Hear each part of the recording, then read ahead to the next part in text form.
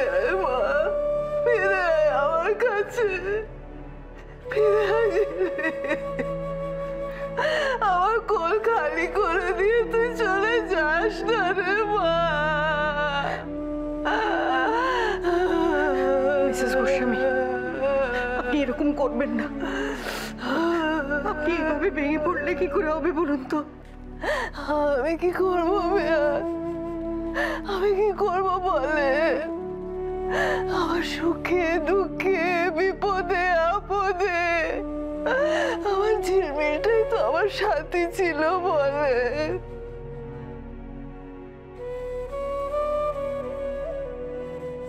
ওইভাবে বলবেন না বেয়ান।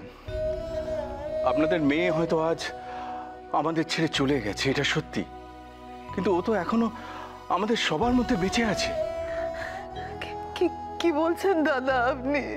শিখা, বেআই মশাই তো ঠিকই বলেছেন। দেখো, এখনো তো ওই দুটো ফুটফুটে মেয়ে আমাদের মধ্যে রয়েছে, ওদের মধ্যেই তো বেঁচে রয়েছে আমাদের ঝিলমিলের ছায়া, তাই না?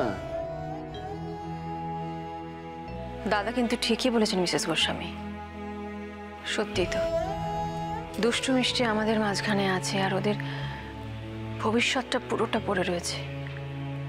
শুধু ওদের কথা ভেবে আমাদের সবাইকে শক্ত হতে হবে না?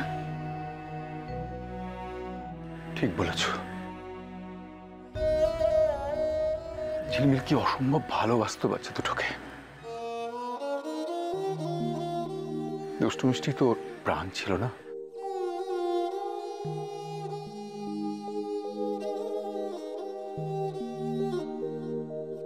কিন্তু অতটুকু বাচ্চা মা না থাকলে কি সঠিকভাবে বেড়ে উঠতে পারবে বলেন? পারবে কি?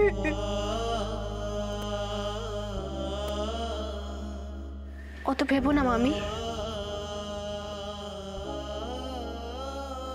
দিদিভাই কখনো ওদের একা রেখে শান্তি পেত? দেখবে ঠিক ওদের নজরে নজরে রাখবে, কোনো ক্ষতি হতে দেবে না।